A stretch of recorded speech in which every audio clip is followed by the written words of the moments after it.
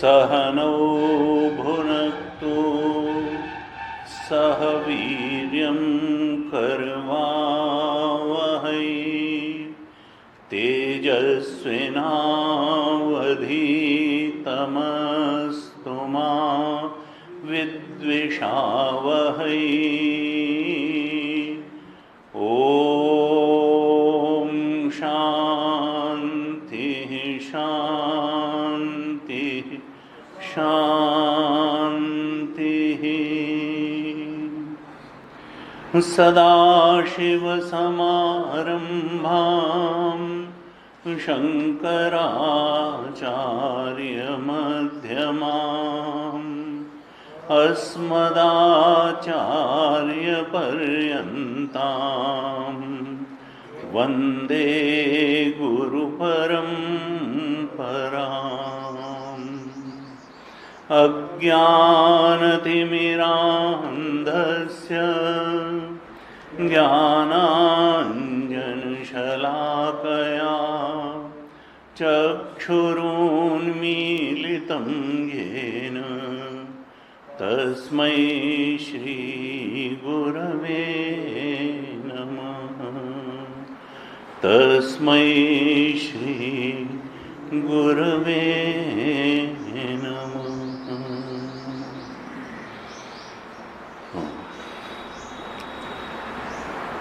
शांति मंत्र का पाठ करेंगे, फिर पहले खंड का पाठ करेंगे। ओम भद्रं कर्णेभिः शृणुयाम देवाः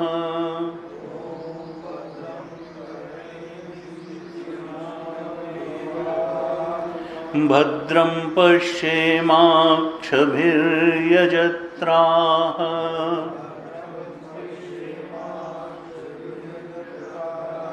स्थिरैरङ्गैस्तुष्टुवागुंसस्तनूभिः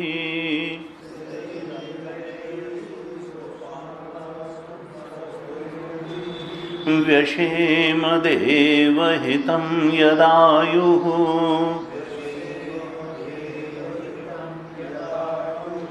स्वस्ति न इन्द्रो वृद्धश्रवाः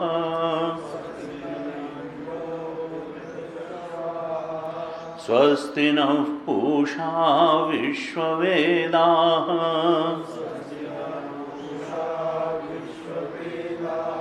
स्वस्ति नस्तार्क्ष्यो अरिष्टनेमिः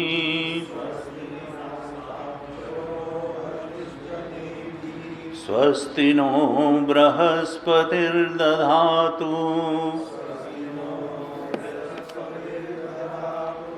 ॐ शान्तिः शान्तिः शान्तिः।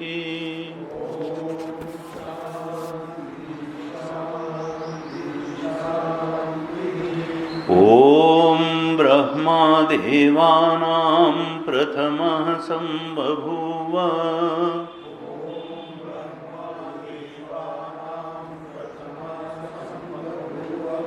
विश्वस्य कर्ता भुवनस्य गोप्ता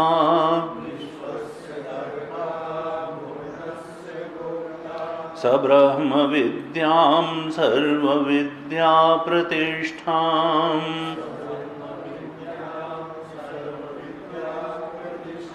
अथर्वाय ज्येष्ठपुत्राय प्राह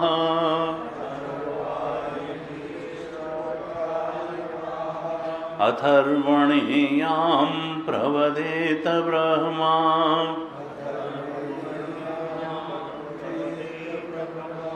अथर्वातां पुरोवाचाङ्गिरे ब्रह्मविद्याम्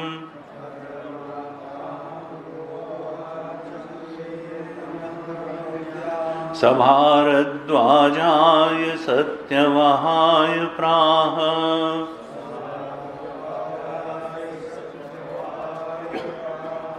भारद्वाजोऽङ्गिरसे परावराम् शौनको ह वै महाशालः अंगिरसं विधिवत् उपसन्नः पप्रच्छ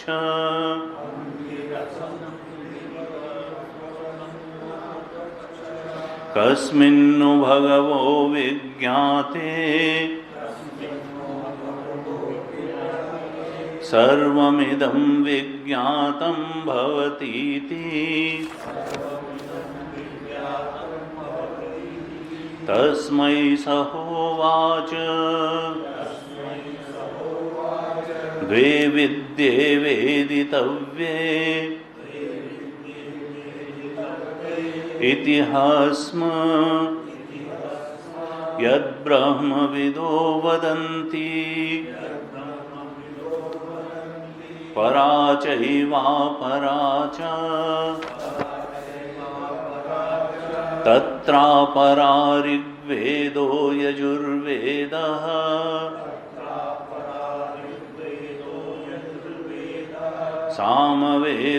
सामवेदोऽथर्ववेदः शिक्षाकल्पो व्याकरणम् निरुक्तं छन्दो ज्योतिषमिति अथ परायया तदक्षरमधिगम्यते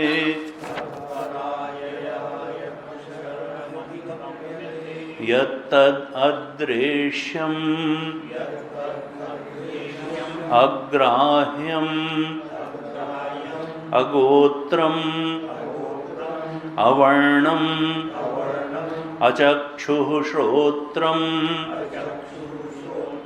तदपाणिपादम् नित्यं विभुं सर्वगतं सुसूक्ष्मम् तदव्ययं यद्भूतयोनिं परिपश्यन्ति धीराः यथोर्णनाभिः सृजते गृह्णते च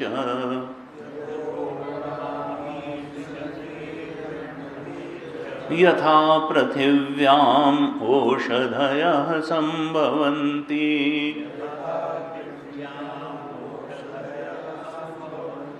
यथा सतः पुरुषात् केशलोमानि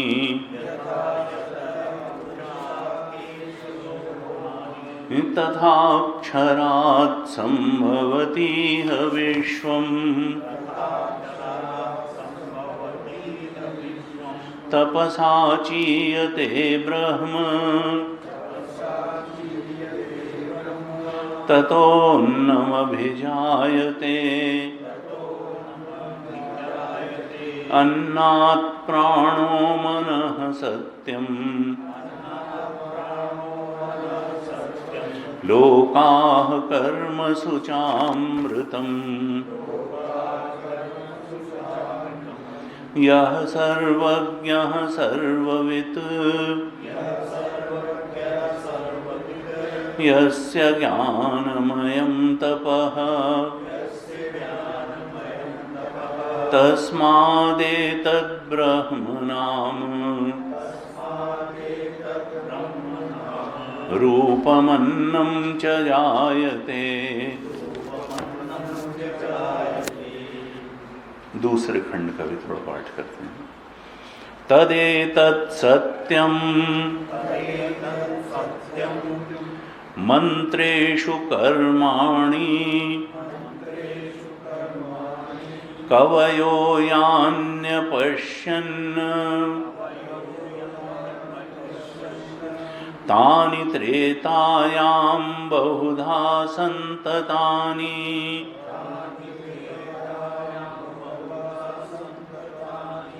तान्याचरथ नियतं सत्यकामाः एषवः पन्थाः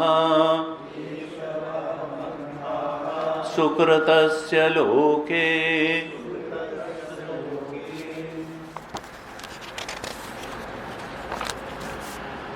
यदा लीलायते हर्चिः समिद्धे हव्यवाहने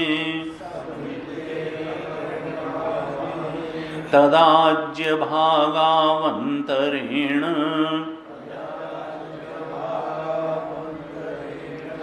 आहुतिः प्रतिपादयेत् यस्याग्निहोत्रम्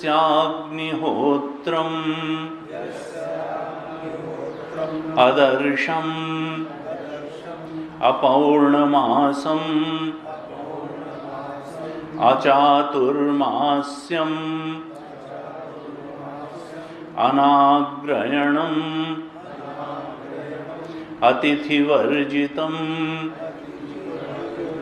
अतिथिवर्जितं च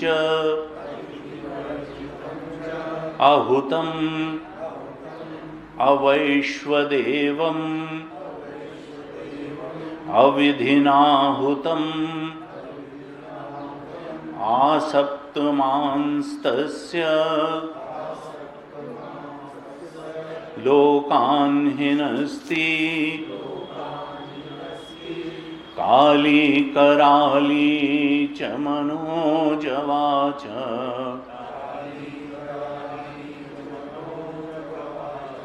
सुलोहिताया च सुधूम्रवर्णा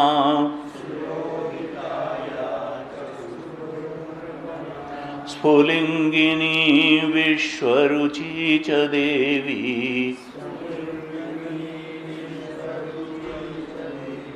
लेलायमाना इति सप्तजिह्वाः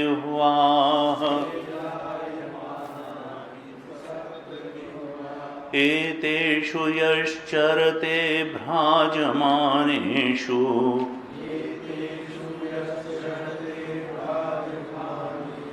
यथा कालं चाहुतयो याददायन्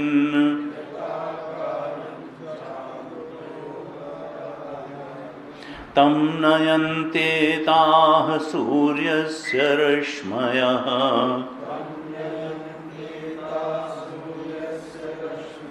यत्र देवानां पतिरेकोऽधिवासः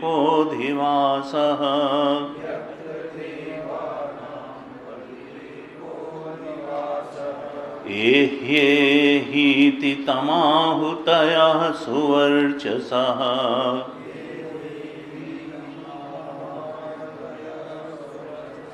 सूर्यस्य रश्मभिर्यजमानं वहन्ति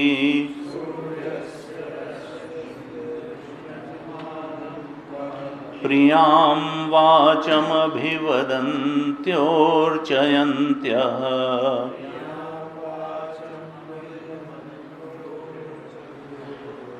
एष वः पुण्यः सुकृतो ब्रह्मलोकः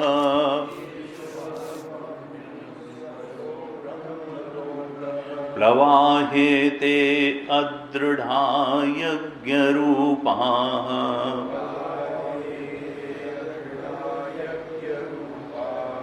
अष्टादशोक्तमवरं येषु कर्म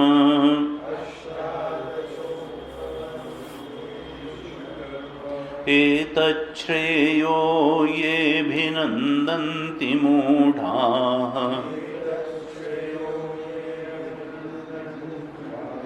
जरामृत्युं ते पुनरेवापि यान्ति।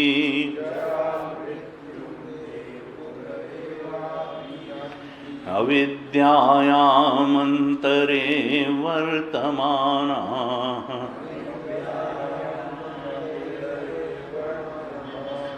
स्वयं धीराः पंडितं मन्यमानाः।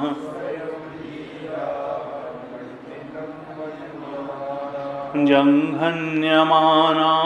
पर्यन्ति मूढाः अन्धेनैव नीयमाना यथान्धाः।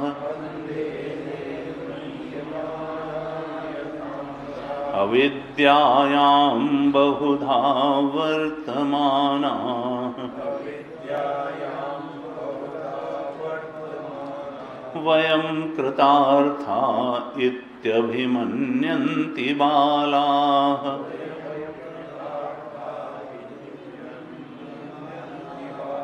यत्कर्मिणो न प्रवेदयन्ति रागात्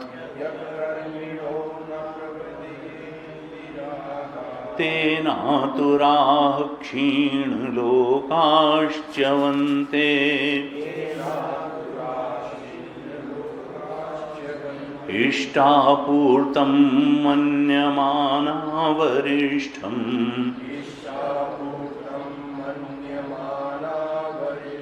नान्यच्छ्रेयो वेदयन्ते प्रमूढाः।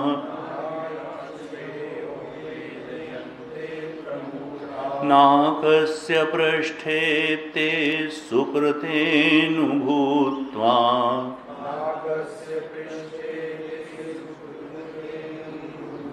इमं लोकं हीनतरं वा विशन्ति।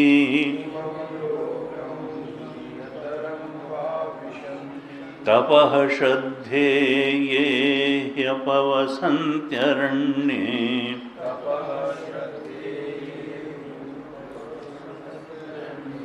तपः श्रद्धे ये ह्युपवसन्त्यरण्ये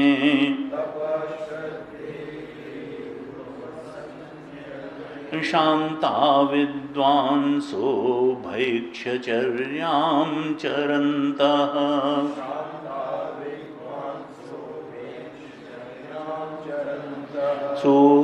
सूर्यद्वारेण ते विरजाः प्रयान्ति।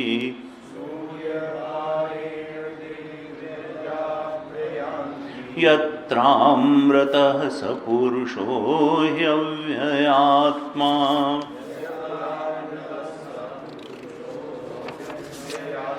परीक्षलोकान् कर्मचितान् ब्राह्मणः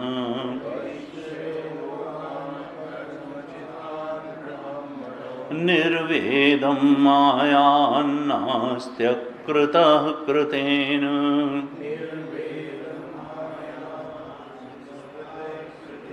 तद्विज्ञानार्थं स गुरुमेवाभिगच्छेत्।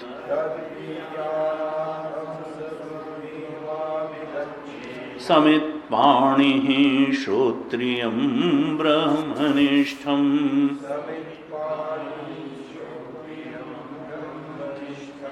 तस्मै स विद्वान् उपसन्नाय सम्यक्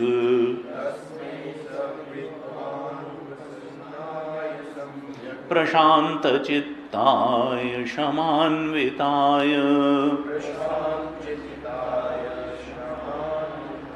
येनाक्षरं पुरुषं वेद सत्यम् प्रोवाच तां तत्त्वतो ब्रह्मविद्याम्।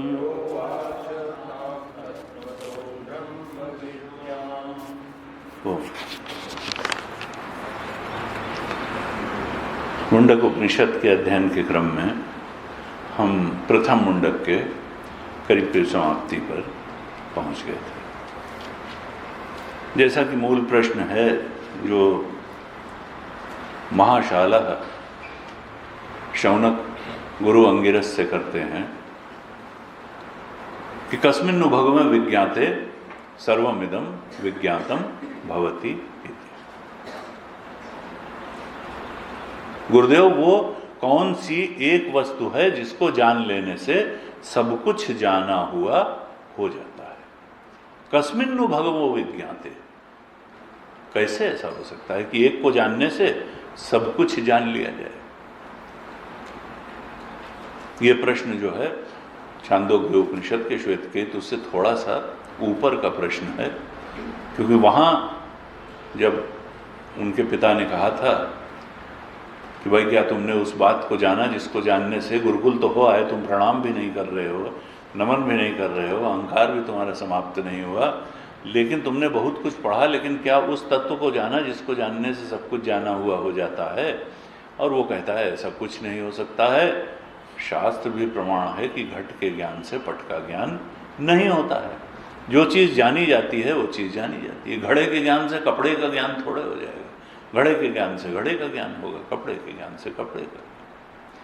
तब उसके पिता कहते हैं कि नहीं, एक तत्व ऐसा है जिसके जानने से सब कुछ जाना हुआ हो जाता है, और वास्तव में वही जानने लायक है। अगर उसको नहीं जाना तो समझो कुछ भी नहीं जाना, क्योंकि सारी अनेकता की अधिष्ठान के रूप में वह एक तत्व ही है और वही जानने योग्य है।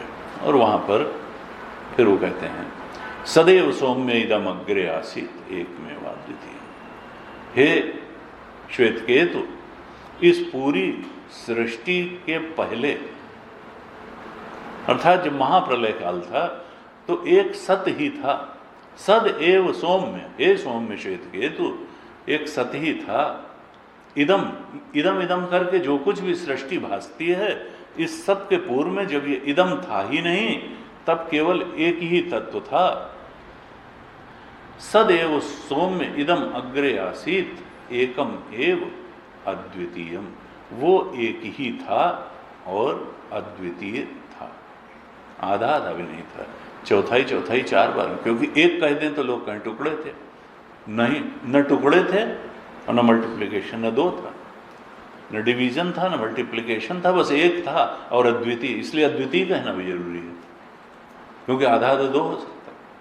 तो एकमेव अद्वितीयम, ऋषि चिंतन जो है बड़ा स्पष्ट है, एकमेव अद्वितीयम बार बार ये उपनिषदों में आता है कि देखो एक ही चीज थी, एक ही चीज थी। ऐतरेय उपनिषद में कहा आत्मा वा इदम अग्रे आसीत। ये जो इदम इदम करके जाना जा रहा है और इदम इदम करके विचारों से लेकर के बाहर संसार तक सब जाना जाता है, जो जो चीज जानी जाती है वो इदम ही है, बस जानने वाला तत्व ही अहम है। तो इदम के पहले ऐतरेय में भी कहा यही बात कि आत्मा वा इदम अग्रे, ये जो जो इदम है इस सब के पहले एक आत्म तत्व ही था। और वहां तो यह भी कह दिया नान्यत किंचन मिशत, उसके अलावा कुछ भी नहीं था। ईशत न अन्यत किंचन किंचनम ईशत।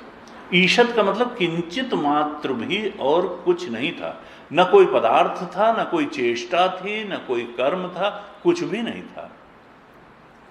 आत्मा वा इदम अग्रे आसीत नान्यत किंचन मिशत, किंचित मात्र भी कोई न पदार्थ था, न चेष्टा थी, कुछ भी नहीं था। महाप्रलय के समय कुछ भी नहीं था, एक तत्व था और उस एक तत्व से ही यह सब निकला। हमने पिछली कक्षा में चर्चा की थी, श्रुति दृष्टांत नहीं देती है सामान्य रूप से, लेकिन श्रुति ने 7वें मंत्र में 3-3 दृष्टांत दिए थे। 3-3 दृष्टांत दिए। यथोर्णनाभि सृजते गृह्णते च यथा पृथिव्याम औषधय संभवन्ति यथा सतः पुरुषात् केशलोमानि तथा अक्षरात् संभवति विश्वम। उस एक अक्षर तत्व से, उस एक आत्म तत्व से, उस एक सत्य से किस प्रकार से इस विश्व की अक्षरात् संभवति इह विश्वम, उस एक अक्षर तत्व से इस विश्व के सृजन किस प्रकार से संभव हो पाया, 7वें मंत्र में बताया। और 3 दृष्टांत दिए थे, कहा था देखो, क्योंकि हम सामान्य रूप से जो संसार में देखते हैं तो देखते हैं कोई उपादान कारण होता है और कोई निमित्त कारण होता है और कोई कारण कारण होता है। घड़ा बनाएंगे तो मिट्टी उपादान कारण है, कुम्हार उसका निमित्त कारण है, और जो चाक, डंडा, सूत आदि जो हैं वो कारण कारण है। लेकिन यहाँ जब एक ही था तो इसका मतलब है कि वही उपादान कारण था, वही कारण कारण था और वही निमित्त कारण भी था। ऐसा कोई दृष्टांत हमारे यहाँ ये कहते हैं बिना दृष्टांत के बात पूरी नहीं होती, लेकिन फिर तो कल्पना हो जाएगी। तो श्रुति कहती है ऐसा हो सकता है। यथोर्ण नाभि सृज्य, मकड़ी है, मकड़ी अपने अंदर से ही वो तंतु निकालती है और जाला बिन देती है और फिर उस जाले को ग्रहण भी कर लेती है, निगल भी जाती है। ऊर्ण नाभि का मतलब मकड़ी। यथा ऊर्ण नाभि सृजते ग्रहणते च, जैसे मकड़ी सृजन कर देती है जाले का, बना देती है और फिर निगल भी जाती है, कोई और उसको निमित्त भी वही है, उपादान भी वही है, कारण कारण भी वही है। तो एक तो दृष्टांत दिया कि इस तरह से वह आत्म तत्व ही मकड़ी की भांति उपादान कारण, निमित्त कारण, कारण कारण है। फिर कहा कि भाई ठीक है, वहां तो एक चीज बनाती है जाला, ये यहाँ तो अनेकता है, पेड़ है, पौधे हैं, वृक्ष है, पत्थर है, पेड़ है, जंतुओं में इतनी अनेकता है, पेड़ पौधों में इतनी विचित्रता है। तो ये विचित्रता कैसे आई, एक से अनेक में विचित्रता कैसे आएगी। तब दूसरा दिया कि जैसे पृथ्वी तो एक ही होती है, खेत एक ही होता है, उसमें गन्ना, मिर्चा, गेहूं सब हो जाता है, तो मिट्टी ही तो सबका कारण है। कहा यथा पृथिव्याम औषधया संभवंती, विभिन्न विभिन्न स्वाद, रूप, रंग, आकार प्रकार के तमाम सारे वृक्ष, औषधया, वनस्पतियां एक पृथ्वी से जैसे हो जाती हैं, ऐसे ही उस एक तत्व से अनेक अनेक रूप, रंग, विचित्रताओं वाले इस संसार की सृष्टि हो गई। ये कोई अनोखी बात नहीं है। फिर कहा वो तो चेतन था। भाई चेतन से जड़ की उत्पत्ति कैसे हो जाएगी, क्योंकि कारण के गुण ही तो कार्य में आते हैं। अब वो तो सच्चिदानंद था, तो उससे ये जड़ता कैसे उत्पन्न हो गई। कहा नहीं, चेतन से जड़ हुई। जरूरी नहीं है कि कारण के सलक्षण ही कार्य उत्पन्न हो, कारण से विलक्षण भी कार्य हो सकता है। कहा जैसे ये पुरुष चेतन है, तुम चेतन हो, लेकिन तुम्हारे क्या नाखून और बाल ये चेतन है। यथा सतः पुरुषात् केशलोमानि, जो बाल हैं और रोए हैं ये तो चेतन नहीं होते, जबकि तुम तो चेतन हो। जीवित पुरुष से भी निर्जीव बाल और रोए आदि हो सकते हैं, ऐसे ही उस चेतन आत्म तत्व से जड़ तत्व की भी उत्पत्ति हो सकती है। तो 3 दृष्टांत दिए हमने, चर्चा की थी। यथाक्षरात् संभवती ही विश्वम। अब इसमें एक बात ये आती है कि ठीक है, उससे एक से अनेक विचित्रताओं से भरी हुई ये सृष्टि हो गई, जड़ता की भी उत्पत्ति हो गई, वही निमित्त कारण, उपादान कारण, कारण कारण भी हो गया। लेकिन सामान्य रूप से 2 प्रकार के कारण होते हैं। एक परिणामी कारण होता है, जैसे दूध बदल करके दही बन गया, तो अब दही फिर दूध नहीं बन सकता है। परिणमन जब हो गया तो जो मूल है उसके स्वरूप में ही परिवर्तन हो गया, वो एक नई चीज की सृष्टि हो गई। तो एक से अनेक जब बना तो वो परिणामी कारण था या कुछ और तरह का था। वेदांत, अद्वैत वेदांत कहता है कि नहीं, ये जैसा था वैसा रहते हुए ही अनेक बन गया, उसके स्वरूप में कोई परिवर्तन नहीं आया। वो जैसा सच्चिदानंद स्वरूप था वो वैसा ही स्वरूपतः वैसा ही बना रहा, और वो ये सब बन भी गया। ये कैसे बन जाएगा? कहा इसका मतलब क्या है कि वो वैसा बना हुआ प्रतीत हो रहा है, दिखाई दे रहा है, वास्तव में वो वैसा अपनी दृष्टि से नहीं बना है, लेकिन अज्ञानी जीव की दृष्टि से तो वो बना ही हुआ। अनेक भी बना है, जड़ भी बना है, और अनेक अनेक विचित्रताओं में। इसको कहा अद्वैत वेदांत कहता है, शांकर वेदांत कहता है कि ये विवर्ती कारण है, विवर्त।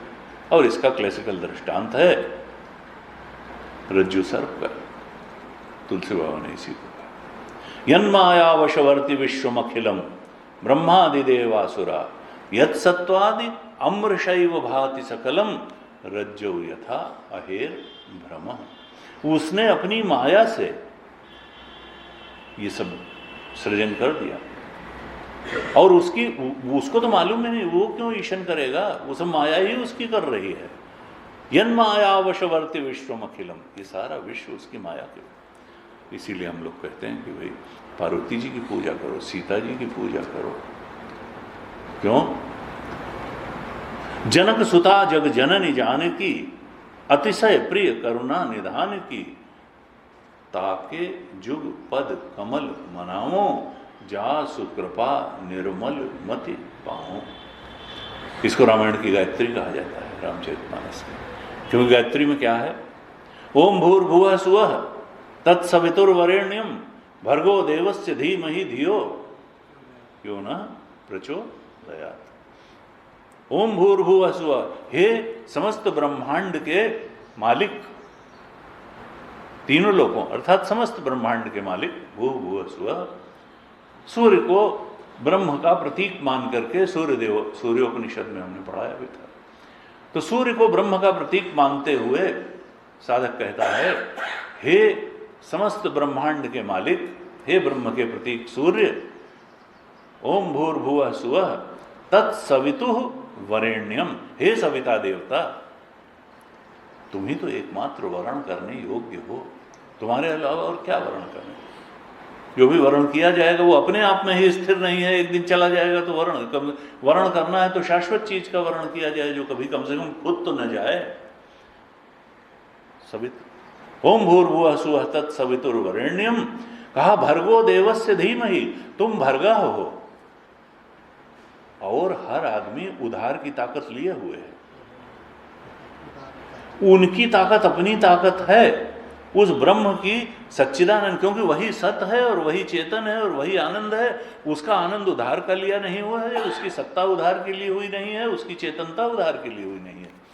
कहा तुम सेल्फ इफल्जेंट हो, यानी और चीजें तो ये हमारी बुद्धि आत्म तत्व की चेतना से प्रकाशित हो रही है, इंद्रियां आत्म तत्व की चेतना से प्रकाशित हो रही हैं, और ये सब कुछ उस चेतन की सत्ता से चेतनता उधार की लेकर के चेतनवान है। विषय करण सूर्य समेता सकल एक ते एक, सबकर परम प्रकाशक जो ही राम आदि अवधपति से। तो कहा ओम भूर्भुवः सुवः तत्सवितुर्वरेण्यम भर्गो देवस्य धीमहि, हे सेल्फ इफल्जेंट ब्रह्म, क्योंकि वो चेतन वही है, सेल्फ चेतनता उसकी ब्रह्म की ही अपनी है। हे सूर्य देव स्वरूप ब्रह्म, ये जो तुम्हारा प्रकाश है, चंद्रमा तो सूर्य के प्रकाश से प्रकाशित है, ये धरती सूर्य के प्रकाश से प्रकाशित है, लेकिन सूर्य किसी और के प्रकाश से प्रकाशित नहीं है, उसका प्रकाश सेल्फ इफल्जेंट है, अपना है। ऐसे ही ब्रह्म की चेतना भर्गो देवस्य धीमहि, हम आपका ध्यान करते हैं, हम उस परम सत्ता का ध्यान करते हैं, परम चेतन का ध्यान करते हैं, जिसकी शक्ति उधार की ली हुई नहीं है, जिसकी सत्ता उधार की ली नहीं है, जिसका आनंद, हम उसका ध्यान करते हैं। और हम जानते हैं कि उसके अनुग्रह से हम भी वैसे ही हो सकते हैं, जिसका ध्यान करते हैं वैसे ही हो जाते हैं। भर्गो देवस्य धीमहि धियो यो न प्रचोदयात्। फिर मांग करता है, प्रार्थना करता है कि हमारी बुद्धि को प्रचोदन करें, प्रेरित करें, हमारी बुद्धि को शुद्ध और निर्मल बना दें, पवित्र बना दें, जिससे मैं आपके सत्य स्वरूप को समझ सकूं और उस बोध में प्रतिष्ठित हो सकूं। यानी बुद्धि की मांग कर रहा है साधक, शुद्ध निर्मल पवित्र बुद्धि की मांग कर रहा है, जिससे सब कुछ समझा जा सके। हमारे शास्त्रों में तो यही कि भाई बिना पवित्रतम बुद्धि के, शुद्धतम बुद्धि के उस सत्य को न समझा जा सकता है, न धारण किया जा सकता है। तो ये गायत्री मंत्र तो शुद्ध बुद्धि की मांग कर रहा है उस परमपिता परमात्मा से, सविता देवता से, जो सेल्फ इफल्जेंट है। और यहाँ रामचरितमानस में क्या कहा? जनक सुता जग जननी जानकी, अतिशय प्रिय करुणा निधान की। वो जो विद्या माया है, जो सीता माता हैं, जनक सुता हैं, वही वास्तव में इस जगत की जननी हैं। ब्रह्म को कुछ लेना देना नहीं है। माया से ही यन मायावशवर्ती विश्वम अखिलम ब्रह्मादि देवासुरा यत सत्वादि अमृषैव भाति। यह है तो झूठा मृषा, लेकिन ये अमृषा लगता है, यानी सच्चा लगता है, झूठा नहीं लगता है झूठा होने के बावजूद। क्यों? क्योंकि वो सच्चिदानंद मूल में बैठा है। यत सत्वादि अमृषैव भाति सकलम। कैसे? वही कहा रज्जो यथा अहे भ्रम। जैसे रस्सी में सांप का भ्रम हो, रस्सी की सत्ता है इसलिए सांप सच्चा लगता है, ब्रह्म की सत्ता है, माया ने इतने बड़े जगत का निर्माण कर दिया और जगत सच्चा लगता है। जीव का निर्माण कर दिया, जीव के शरीर इंद्रियों मन बुद्धि का निर्माण कर दिया, वो भी सब सच्चे लगते हैं। उनसे परसीव होने वाला जगत भी सच्चा लगता है, सुख दुख भी सच्चा लगता है, मान अपमान भी सच्चा लगता है, जन्म मृत्यु भी सच्ची लगती है। और कहा है क्या? सच्चा तो केवल तुम्हारा आत्म तत्व है। फिर सल्यूशन क्या है? तो सल्यूशन उपनिषद कहता है कि गुरु की शरणों में जाओ और उसका श्रवण मनन निधिध्यासन करके उस ज्ञान में प्रतिष्ठित हो जाओ। तुलसी बाबा कहते हैं, क्या कहते हैं? उसके चरणों को पकड़ लो, उस भगवत सत्ता भगवान के राम जी के चरणों को पकड़ लो। गीता भी यही कहती है। भगवान कहते हैं सर्वधर्मान परित्यज्य मामेकम शरणम व्रज। तुम मेरी शरण में आ जाओ, सब कुछ छोड़ दो। मन्मना भव मद्भक्तो मद्याजी माम नमस्कुरु मामे वैश्यसि सत्यम ते प्रतिजाने प्रियोसि में। तुम तो बस मुझे जानो, मुझे देखो, मुझे मानो और मेरा ही विश्वास करो, मुझे अपना आधार मानो। तुलसी बाबा ने तो कहा यत पादप्लवमेकमे वही भवाम बोधे स्थितिर्षावताम। इस भवसागर से पार जाने के लिए राम जी के चरण ही एकमात्र नौका हैं। और कहा वंदे हम तम अशेष कारण परम रामाख्यमीशम। वो अशेष कारण, सब कुछ तो शेष हो जाएगा, महाप्रलय में नष्ट हो जाएगा, केवल वही एक बचेंगे, वही अशेष कारण हैं जो शेष नहीं होते हैं, जो लीन नहीं होते हैं, वो बने रहते हैं, वही राम जी हैं। लेकिन वो मिले हैं कैसे? कहा देखो माता जी के गायत्री बुद्धि शुद्ध होगी। कैसे? उनकी कृपा से। जनक सुता जग जननी जानकी, अतिशय प्रिय करुणा निधान की, ताके जुग पद कमल मनाऊं। उनके चरणों की वंदना करता हूं, सीता माता के, जासु कृपा निर्मल मति पाऊं। किस लिए करता हूं? कि मेरी बुद्धि को शुद्ध कर दो। जैसी तुम उन ब्रह्म रूप राम की प्रिय हो, ऐसा मैं भी प्रिय हो जाऊं, ऐसा अनुग्रह कर दो। तो कहा इस तरह से वो जो अक्षर तत्व है, जो कृष्ण जी हैं, जो राम जी हैं, जो उपनिषद का ब्रह्म है, उसको जानने के लिए निर्मल मति, शुद्ध बुद्धि आवश्यक है। और उसके लिए फिर उपासना भी आवश्यक है, ज्ञान भी आवश्यक है और निष्काम कर्म भी आवश्यक है। ये 7वें मंत्र में भूत योनिम, छठे मंत्र में 12 लक्षण किए गए थे, जिसमें अंतिम लक्षण था भूत योनिम। सारे भूतों का योनि अर्थात कारण वो है, वहीं से सारे भूत निकले हैं। हमने चर्चा की थी छठे मंत्र के पहले में 6 कारण दिए और दूसरे में लक्षण दिए। वो अक्षर जो है तत्व, उसके लक्षण क्या हैं? तो कहा अदृश्यम अग्राह्यम अगोत्रम अवर्णम अचक्षुश्रोत्रम तदपाणिपादम। वो ज्ञानेन्द्रियों की पकड़ में आएगा नहीं, अदृश्यम है। अग्राह्यम है यानी कर्मेंद्रियों की पकड़ में आएगा नहीं। अगोत्रम है यानी इसका अपना कोई गोत्र नहीं है, कोई कारण नहीं है, अपना कारण स्वयं है।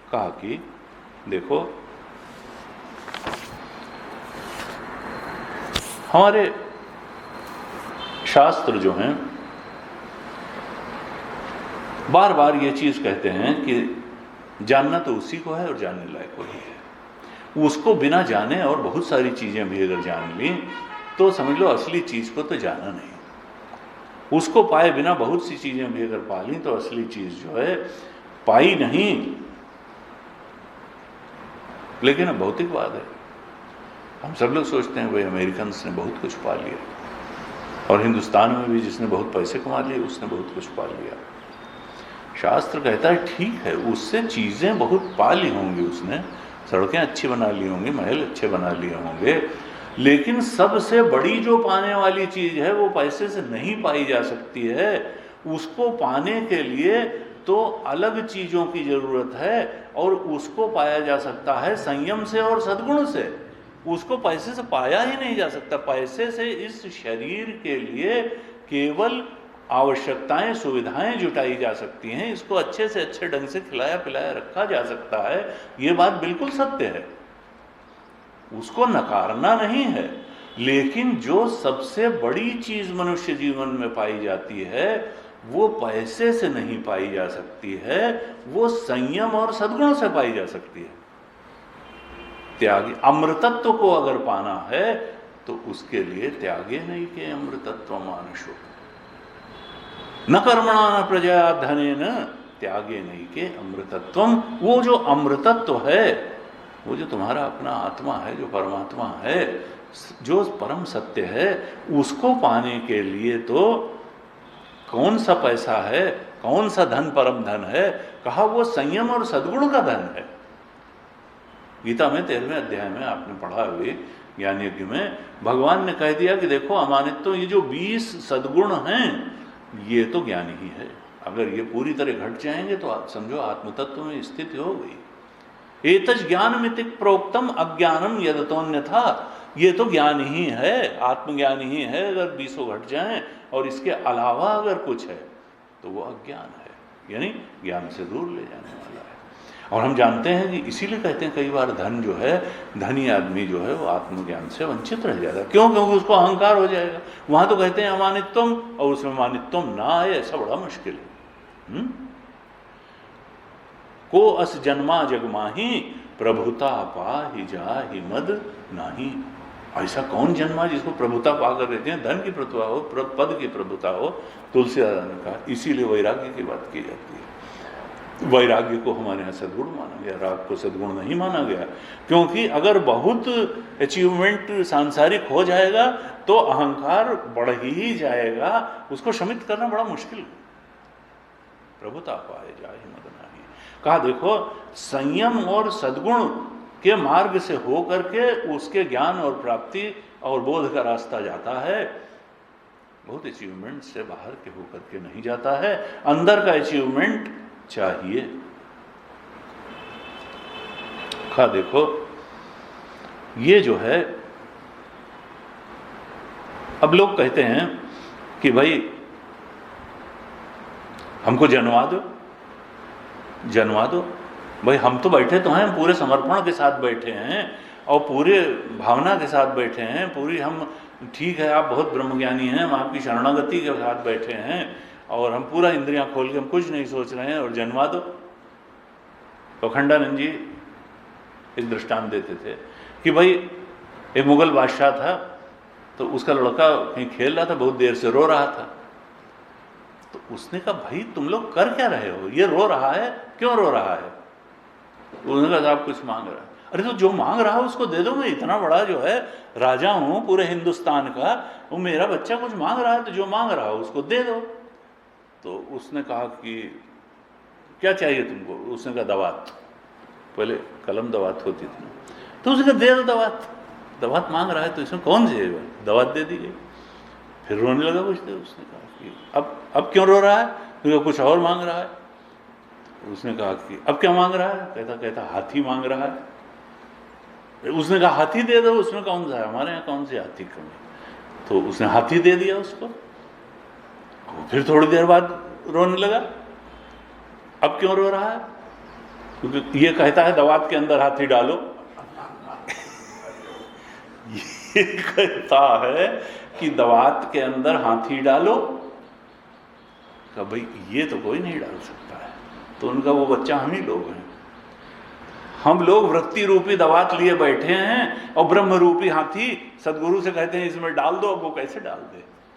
वृत्ति के अंदर तो वो घुसता नहीं, दवात में तो हाथी घुसता नहीं है। उसके लिए तो इशारे इशारे से ही बताया जा सकता है कि वृत्ति के पार जाओ तो वो हाथी रूपी ब्रह्म तुमको मिलेगा। वृत्ति तो दवात रूपी है, उसमें हाथी कहाँ से पड़ जाएगा? ब्रह्माकार वृत्ति तो लीन हो जाती है, तो फिर वो अपने को प्रकाशित कर देता है। तो ये तो ऐसा ही है, जिस तरह से हम संसार की चीज़ों को जानते हैं, इस प्रकार से गुरु से आग्रह करना कि उसी तरह से हमको ब्रह्म ज्ञान करा दो।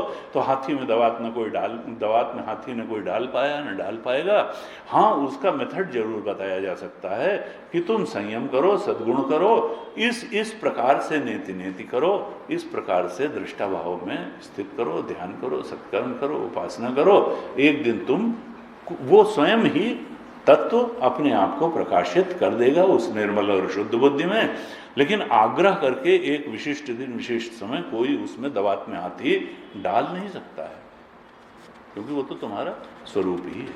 जब वृत्ति जिस दिन मिटेगी उस दिन वही रहेगा।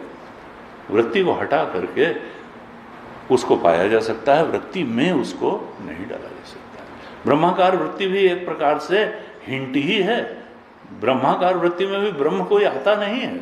जब वो वृत्ति ब्रह्म को पकड़ने चलती है तो लीन हो जाती है, यानी कोई वृत्ति, वो अंतिम वृत्ति है ब्रह्म ज्ञान के पहले की, और फिर वो ब्रह्म अपने को जाहिर कर देता है। तो कहा ये जो है, अब 8वें और 9वें मंत्र में, जो करीब करीब अंत के मंत्र हैं इस पहले खंड के, इसमें भगवान श्रुति माता कहती हैं, तपसा चीयते ब्रह्म ततो अन्नम अभिजायते, अन्नात् प्राणो मनः सत्यम लोकाः कर्मसु चामृतम। कहा देखो, श्रुति कहती हैं तपसा चीयते ब्रह्म,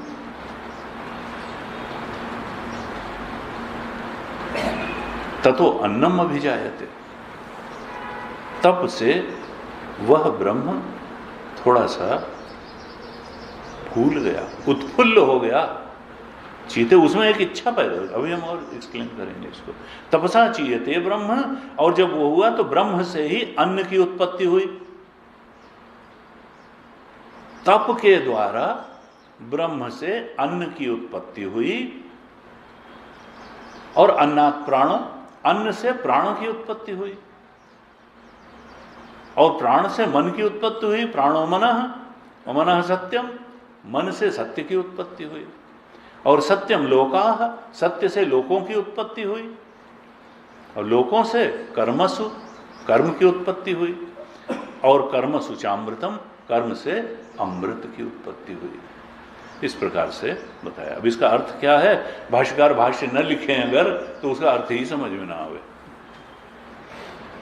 क्या कहते हैं भाष्यकार? भाष्य लिखते हैं, यद ब्रह्मण उत्पद्यमानम विश्वम तद अनेन क्रमेण उत्पद्यते न युगपद बदर मुष्टि प्रक्षेपवत इति क्रम नियम विवक्षार्थो अयम मंत्र आरभ्यते। कहा देखो, ये जब जगत ब्रह्म से उत्पन्न हुआ तो इसकी सृष्टि एक साथ हुई या क्रम क्रम से हुई, इस बात को बताने के लिए ये मंत्र श्रुति ने कहा है। कहा जब ये विश्व उस ब्रह्म से उत्पन्न हुआ तो क्रमेण उत्पत्ति थे, क्रम से क्रम से उत्पन्न हुआ, इससे ये, इससे ये, इससे ये, या कहा युगपद बदर मुष्टि प्रक्षेपवत, जैसे बदर का मतलब बेर, मुट्ठी में जैसे झरबेरी की बेर, मुट्ठी भर बेर हो और उनको ऐसे बेरों को फेंक दिया जाए, इस प्रकार से ये बेर मुष्टि बदर मुष्टि प्रक्षेपवत, बेरों को मुट्ठी से एक साथ फेंक दिया जाए, उस तरह से ये सृष्टि अनेकता की सृष्टि हो गई या क्रम क्रम से हुई। तो अब अगर एक साथ बेर फेंक दिए जाएंगे मुट्ठी में, तो एक बेर दूसरे बेर का कारण तो होगा नहीं, वो तो एक साथ फेंक दिए गए। हाँ, क्रम क्रम से अगर होगी कि भाई ब्रह्म से माया हुई, और जैसे हम लोग जानते हैं माया अव्यक्त से हिरण्यगर्भ हुआ, हिरण्यगर्भ से अहंकार महातत्व हुआ, महातत्व से अहंकार हुआ, अहंकार से पंचभूत हुए, पंचभूत से फिर सृष्टि हुई, क्रम क्रम से हुई या एक साथ हुई। इसको कहते हैं सद्यः सृष्टि हुई या क्रम सृष्टि हुई। तो ये मंत्र कहता है नहीं, सद्यः सृष्टि नहीं हुई, एक साथ नहीं हुई, बल्कि क्रम क्रम से हुई। कैसे? तपसा चीयते ब्रह्म, ब्रह्म ने तप किया तो उससे अन्न हुआ, अन्न से प्राण हुआ, प्राण से मन हुआ, मन से सत्य हुआ, उससे लोक हुए, कर्म, अमृत, क्रम क्रम से सृष्टि हुई। एक बात तो ये बताइए। अब होता क्या है कि जब माया से क्रम क्रम से सृष्टि हुई और बड़ी लॉजिकल ढंग से सृष्टि हुई, त्रिगुण, माया त्रिगुणात्मिका है, और उसमें जो है भागवत में और कई जगह हम लोगों ने तत्वबोध में भी पढ़ा कि उसका जो तामस अंश था उससे ये जड़ बन गया, उसका जो राजस अंश था उससे कर्मेंद्रियां प्राण बन गए, उसका सत्वांश जो था उससे मन बुद्धि और ज्ञानेंद्रियां बन गई। सब कुछ इतना युक्ति संगत हुआ, क्रम क्रम से इतना युक्ति युक्त ढंग से हुआ कि जब चीज बहुत युक्ति युक्त ढंग से होती है तो वो सच्ची लगने लगती है। इसलिए ये जो प्रक्रिया हुई ये इतना युक्तिपूर्ण हुई कि लगने लगा कि ये सृष्टि बहुत सच्ची है। लॉजिक उसमें लगने लगा, और जब लॉजिक इतना तगड़ा हो गया, इसका ये मालूम है कि भाई गर्भ में जब कोई जीव आएगा तो इतने दिन के बाद उसका जन्म होगा, इतने दिन के बाद वो बेर के आकार का हो जाएगा, इतने दिन बाद उसमें आँख कान पैदा हो जाएंगे, इतने दिन मस्तिष्क बन जाएगा, फिर ये हो जाएगा, फिर वो जन्म हो जाएगा। इतना सब कुछ लॉजिकल है, युक्ति युक्त है कि लगता है ये सृष्टि मिथ्या है ही नहीं, ये तो जो है बिल्कुल सच्ची सच्ची है। कहा कि देखो ये जो है क्रम नियम विवेक्षार्थो अयम मंत्र आरभ्यते। भाष्यकार रहते हैं सृष्टि किस क्रम से हुई ये बताने की इच्छा से ये मंत्र आरंभ होता है। और सबसे पहले क्या होता, कहता है कि तपसा चीयते ब्रह्म, उस ब्रह्म ने तप किया। उसका तप किस प्रकार, उसको क्या जरूरत थी भाई तप करने की? कहा देखो उसका तप ज्ञानमय था। किस तरीके का ज्ञान हुआ?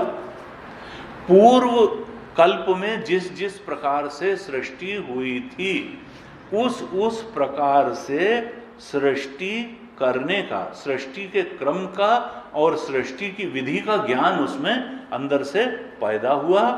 ये तप ज्ञान में था। देखिए नवें मंत्र में ये उसका तप किस प्रकार का था ये नवें मंत्र में बता रहे हैं, बताएंगे। कहा वहां नवें में यह सर्वज्ञ सर्वविद यस्य ज्ञानमयम तपः, वो ब्रह्म कैसा था? वो सर्वज्ञ था और सर्वविद था, और उसका ज्ञान कैसा था? उसका तप कैसा था? ज्ञानमय तप, उसका तप ज्ञानमय था। यानी उसका तप हम लोगों जैसा नहीं था अमावस्या करके कि आज ये खाएंगे नहीं, कल वो करेंगे नहीं। हम लोगों का तप जो है वो बहुत प्रयासपूर्वक होता है, उसका तप प्रयासपूर्वक नहीं था, वो तो ज्ञानमय तप था। यानी उसको केवल एक स्मृति आ गई कि पूर्व कल्प में किस क्रम से सृष्टि हुई थी और किस विधि से सृष्टि हुई थी, बस यही ज्ञान हो जाना ही उसका तप था। जब इस प्रकार का सृष्टि की उत्पत्ति के क्रम का, सृष्टि की उत्पत्ति की विधि के ज्ञान की एक प्रकार से उसके अंदर स्फुरणा हुई, अंदर से उसको स्फुरित हो गया वो ज्ञान, यही उसका तप था। अब जब ये तो विशिष्ट ज्ञान हो गया भाई, एक तो वो ज्ञान स्वरूप है, अब सृष्टि के उत्पत्ति के क्रम और विधि का ज्ञान, ये तो विशेष ज्ञान हो गया। यानी क्या हुआ? कहा इस ज्ञान के कारण जब ज्ञान हुआ तो उसमें सृष्टि की इच्छा भी हो गई। जब सृष्टि के विधि का ज्ञान हुआ तब उसमें सृष्टि करने की इच्छा हो गई। भाष्यकार ने लिखा तपसा ज्ञानेन उत्पत्ति विधिज्ञतया भूतानि अन्य अक्षरम ब्रह्म चीयते उपचीयते उत्पिपादये पिपादयेश इदम यद अंकुरम इव बीजम उच्छृणताम। कहा देखो, जब उसके अंदर ये सृष्टि की उत्पत्ति के क्रम और विधि के ज्ञान की स्फुरणा हुई, तब उससे क्या हुआ, उसके बाद उसके अंदर सृष्टि करने की इच्छा भी जागी। जब इच्छा जागी तो मानो क्या हुआ, चीयते चीयते उपचीयते, यानी वो थोड़ा सा जैसे फूल गया, वो जैसे उत्फुल्लता आ गई, उसमें थोड़ा सा विस्तार हो गया, फूल गया, उत्फुल्लता आ गई। भाष्यकार कहते हैं किस प्रकार से स्थूलता आई, तप के द्वारा उसमें थोड़ा सा फूल गया, स्थूलता आ गई। वो स्थूलता किस प्रकार से आ गई, तो भाष्यकार दो दृष्टांत देते हैं। तपसा चीयते ब्रह्म, उसके द्वारा कैसे चीयते हुआ, कहा जैसे अंकुर निकलने के पहले बीज थोड़ा सा फूल जाता है, इस प्रकार से वो फूल गया।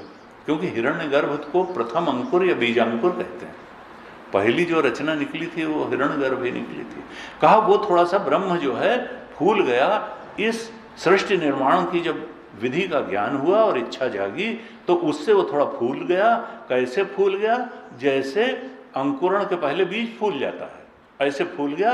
और दूसरा दृष्टांत दिया, जैसे पुत्र की उत्पत्ति का समाचार मिलने पर पिता फूल जाता है, कह रहे पुत्रोत्पत्ति हो गई। जैसे पुत्रोत्पत्ति का ज्ञान होने पर पिता हर्ष से फूल जाता है, वैसे वो ब्रह्म फूल गया। और दूसरा कहा कि जैसे अंकुरण के पहले थोड़ा बीज फूल जाता है, ऐसे वो फूल गया, चीयते। क्यों? क्योंकि उसमें सृष्टि के निर्माण की इच्छा जुड़ गई। तपसा चीयते ब्रह्म। अब जब उसमें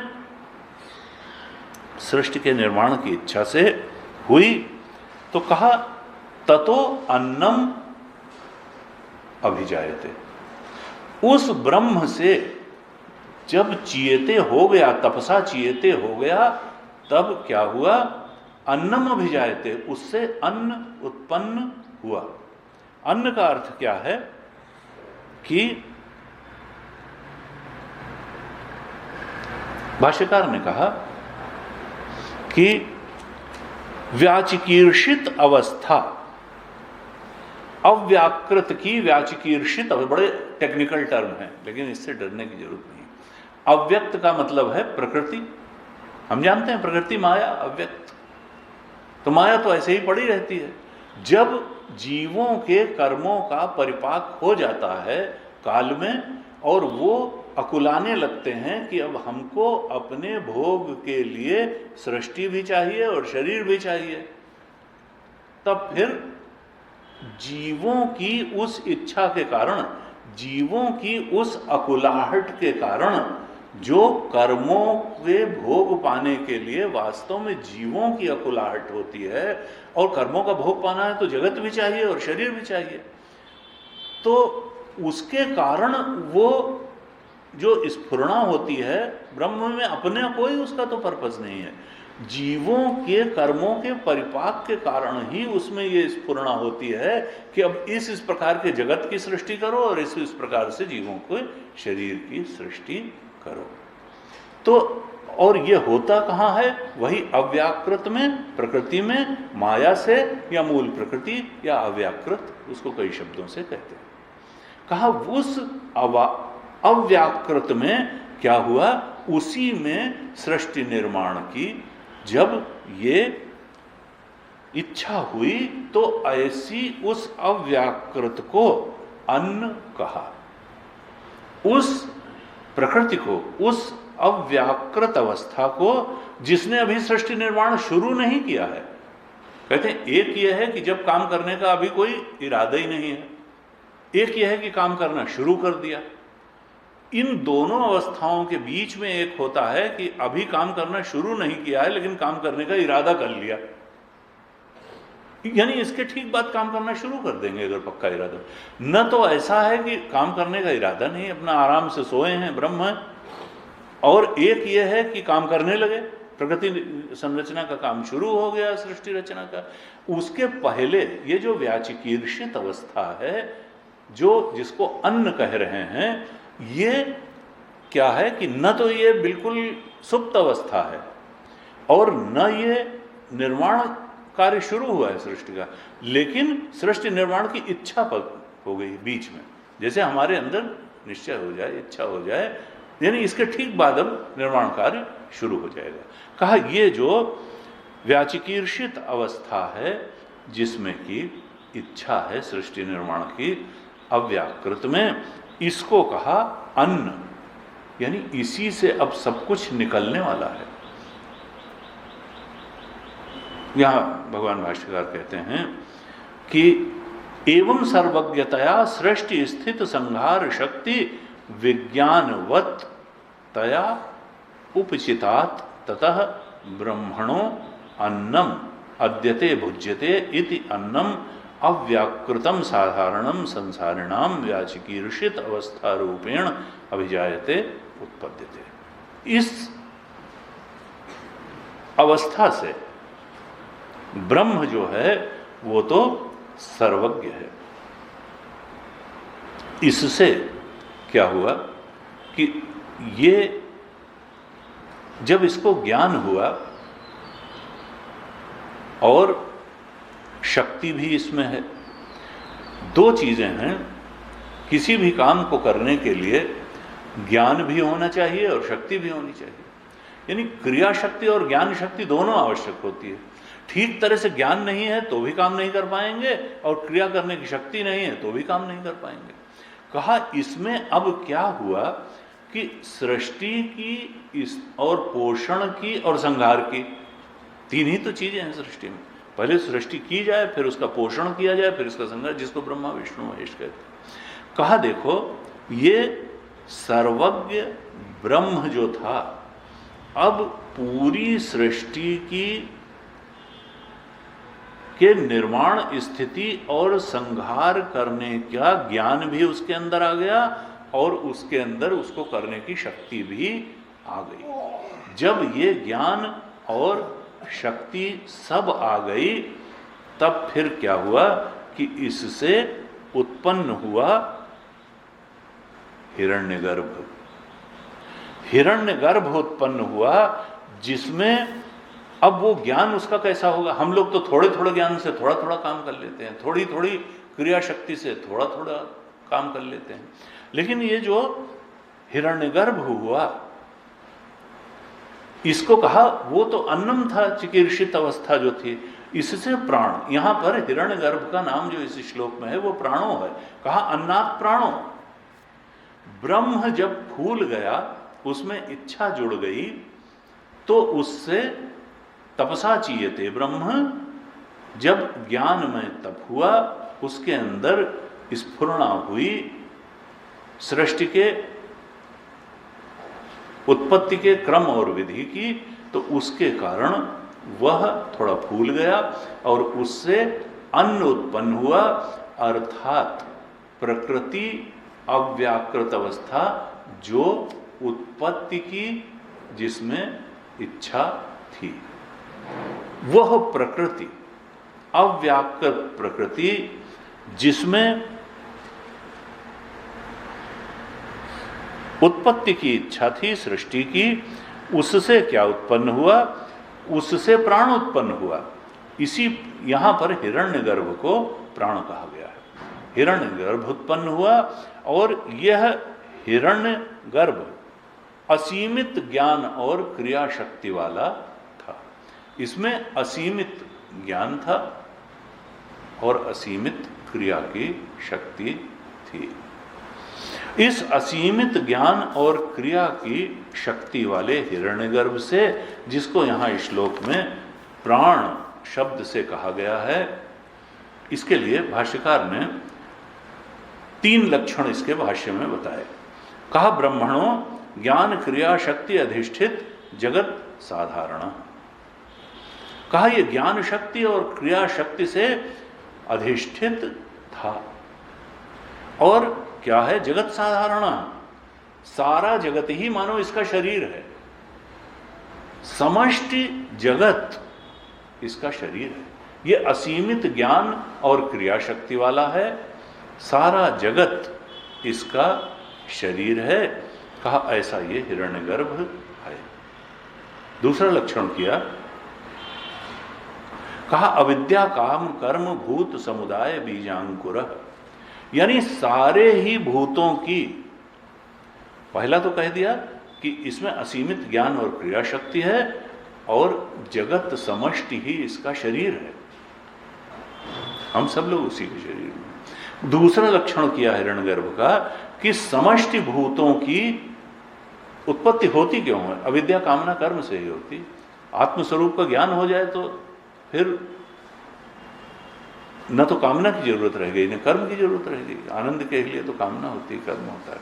तो कहा कि अविद्या काम कर्म, इसी के कारण तो जीवों में आया कि भाई हमको भोग मिले, तो कोई दुख पाने के लिए थोड़ा सुख पाए, कामना तो सुख आनंद। कहा कि अविद्या कामना कर्म, तो एक तो व्यक्ति व्यक्ति की अविद्या कामना कर्म होती, एक सारे ही जीवों की अविद्या, सारे ही जीवों की सारी कामनाएं और सारे जीवों की सारे कर्म। कहा इसका जो सूक्ष्म शरीर था, जगत समष्टि तो इसका जैसे स्थूल शरीर बना समष्टि जगत, इसमें ज्ञान शक्ति और क्रिया शक्ति तो असीमित थी, लेकिन समस्त भूतों की जो समष्टि अविद्या, समष्टि कामना और समष्टि कर्म, वो सब इसके अंदर था, सब इसमें था।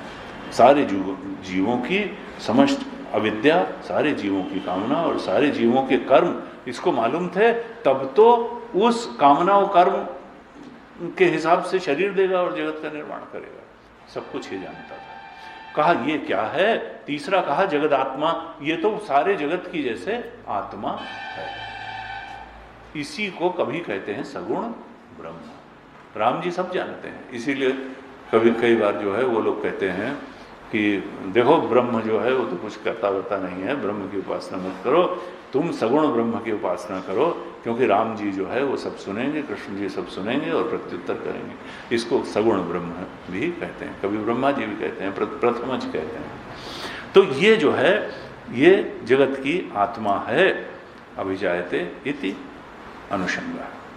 कहा फिर क्या हुआ? तपसा चीयते ब्रह्म ततो अन्नम अभिजायते। कहा अन्नात् प्राणो, अन्न से अर्थात उस अव्याकृत अवस्था से हिरण्यगर्भ उत्पन्न हुआ या प्राण उत्पन्न हुआ। अब इस प्राण या हिरण्यगर्भ से क्या हुआ? इससे मन, हिरण्यगर्भ से मन उत्पन्न हुआ। ये मन कैसा था?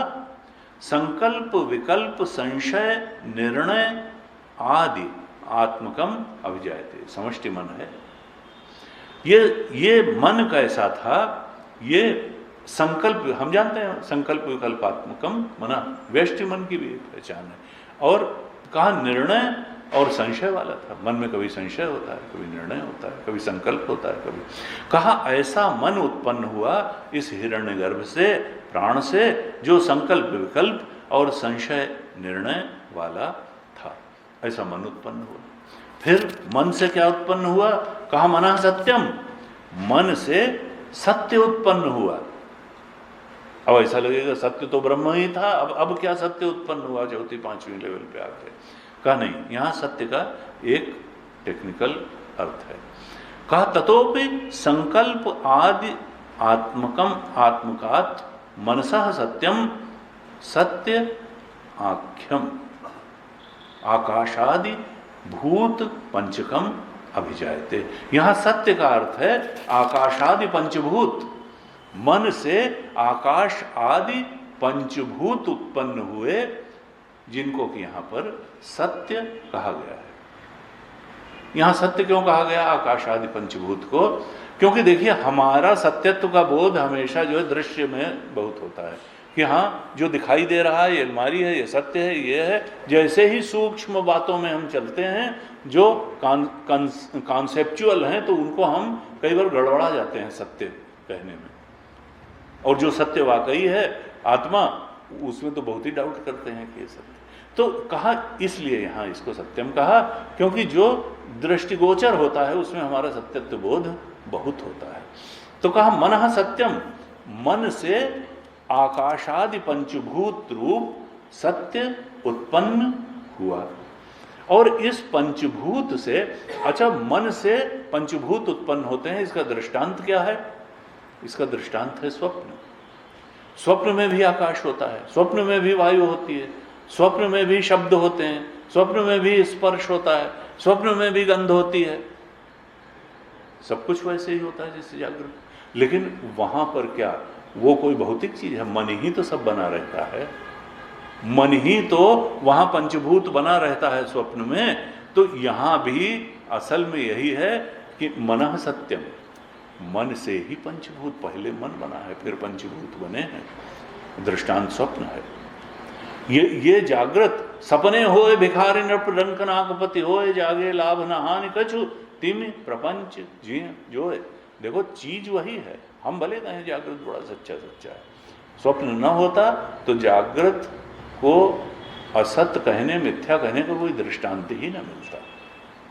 अगर हम ये कहते रहते जो सुख दुख देने में सक्षम है वो सत्य है, नहीं तो स्वप्न में तो सुख दुख देने में सक्षम सत्य थोड़ा है। कोई भी चीज जो है जगत को मिथ्या कहने के लिए बहुत बड़ा दृष्टांत जो है स्वप्न है। कहा सत्यम, मनः सत्यम, मन जो है उससे पंचभूत उत्पन्न हुए। और कहा कि सत्यम लोकाः, फिर उस पंचभूत से लोक उत्पन्न हुए, 7 लोक। भू भुव सुवः महाजन तपः सत्यम, ये 7 लोक हैं। लोकाः तमाम सारे हम जानते हैं लोक। तो सप्त लोकाः कहा भूत पंच, पंचकात दंड क्रमेण अंड क्रमेण सप्त लोकाः भू आदय। भाष्यकार ने लिखा भू आदि भू भुवः सुवः महाजन तपः सत्यम, ये पृथ्वी आदि 7 लोक इनसे उत्पन्न हुए। सत्यम लोकाः। अब कहते हैं लोकाः कर्मसु, लोकों से क्या उत्पन्न हुआ? कर्म उत्पन्न हुआ। भाष्यकार ने लिखा तेषु मनुष्यादि प्राणि वर्णाश्रम क्रमेण कर्माणि कर्मसु च निमित्त भूतेषु। कहा इससे क्या हुआ? सप्त लोक बने और सब लोक में फिर क्या बनी? सृष्टि बनी। यानी मनुष्यों के शरीर बने, पशु वृक्ष पक्षी इन सब के शरीर बने, आकार प्रकार बने और सृष्टि बनी लोकों में। अब इसमें और सब तो भोग योनियां हैं, कर्म तो केवल जो है मनुष्य योनि ही तो कर्म योनि कही गई, क्योंकि इसमें फ्री विल है, ये निर्णय कर सकता है ये करें और ये न करें, कर तुम अगर तुम अन्यथा कर तुम। इसलिए मनुष्य योनि जो है वो कर्म योनि है, ये तो भोग योनि है नहीं, भोग योनि भी है, लेकिन और सब तो निर्णय नहीं कर सकते। कहा देखो इसमें मनुष्य बना, क्योंकि मनुष्य को ही कर्म का अधिकार है, इसलिए कहा कि लोक बने, लोक में मनुष्य बना। और मनुष्य ने क्या बनाया? गुरु जी कहते तो ये मत समझना मनुष्य ने बंगला बना लिया, गाड़ी बना ली, सड़क बना लिया और ये बना लिया। सबसे बड़ी चीज जो मनुष्य ने बनाई वो कर्म बनाया, कर्म बनाया। लोकाः कर्मसु, मनुष्य जो सबसे बड़ी चीज बनाता है वो कर्म बनाता है, क्योंकि यही तो उसकी आगे की गति का नियामक होता है। अच्छा कर्म, बुरा कर्म, सत्कर्म, निष्काम कर्म, भक्ति का कर्म, ज्ञान का कर्म, देखा जाए तो कर्म। मनुष्य जो सबसे बड़ी चीज जीवन में बनाता है वो कर्म बनाता है। कहा लोकाः कर्मसु, इन लोकों में मनुष्य बना और मनुष्य ने कर्म बनाया। और कहा कर्मसु च अमृतम, इस कर्म से क्या बना? अमृत बना। अब लो भाई, अरे अमृत तो फिर कहेंगे कि सत्यम तो ब्रह्म था, तो अमृत भी तो ब्रह्म था, तो अब जाकर के अमृत बना। का नहीं, यहां अमृत का फिर से एक पारिभाषिक अर्थ है।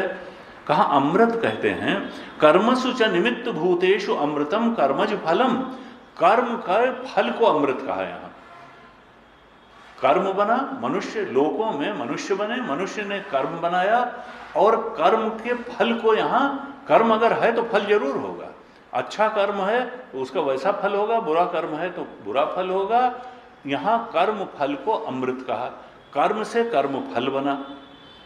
भाष्यकार लिखते हैं कर्म फल को अमृत क्यों कहा, तो लिखते हैं यावत कर्माणि कल्प कोटि शतैः अपि न विनश्यन्ति तावत फलम न विनश्यति इति अमृतम।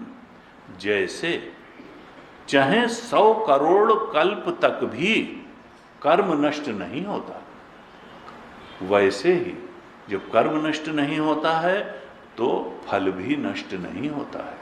एक बार अगर किया तो अवश्य में वो भोक्तव्य। कर्म शुभाशुभम, शुभ और अशुभ जो भी कर्म आपने कर दिया है तो वो कहा, भाष्यकार लिखते हैं कल्प कोटि शतैः, करोड़ों कल्पों तक भी वो कर्म नष्ट नहीं होता है।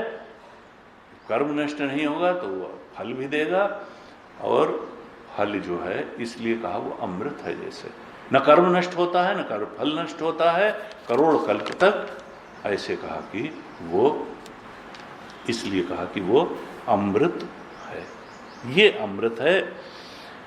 तो कहा कि भाई देखो ब्रह्म से क्या हुआ, ब्रह्म से जो प्रथम परिणाम हुआ वो अन्नम, अव्याकृत अवस्था हुई, अव्याकृत अवस्था से हिरण्यगर्भ हुआ, हिरण्यगर्भ से मन बना, मन से सत्यम बना, पंचभूत बने, उनसे लोकाह बने, सप्तलोक बने, उसमें मनुष्य भी बना, मनुष्य ने कर्म बनाया और कर्म से कर्म फल बना।